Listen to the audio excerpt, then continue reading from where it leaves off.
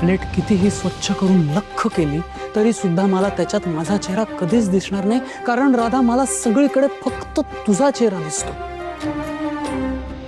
माझं हसणं, माझं रडणं, माझं असणं नसणं या सगळ्या गोष्टी तुझ्याशी जोडल्या गेल्या.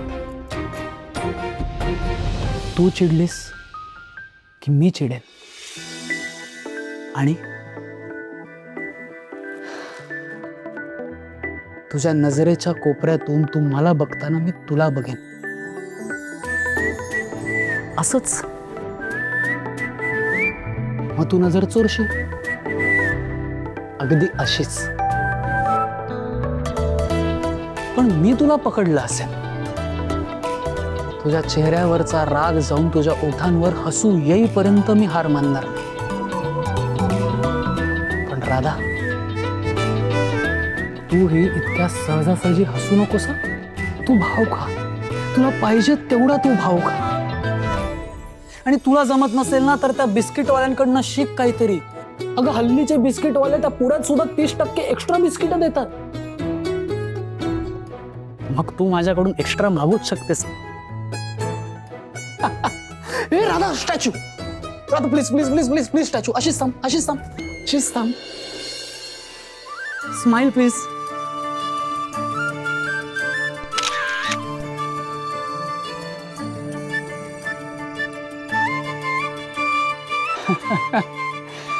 आयुष्यात पहिल्यांदा तुला इतकं मन मोकळेपणाने हसताना बघतोय.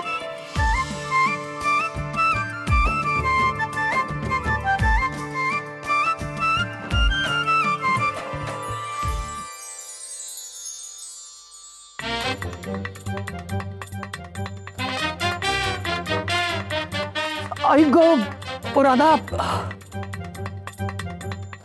राधा.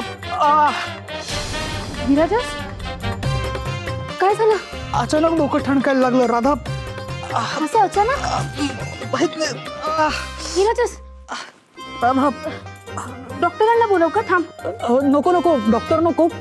माझ्या गोळ्या आणतेस का व्हिटॅमिन यूच्या? आणते, थांब.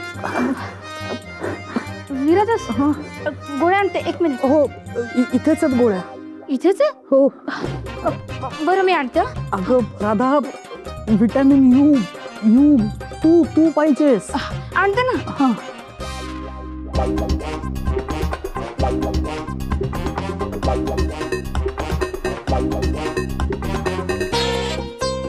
आणते.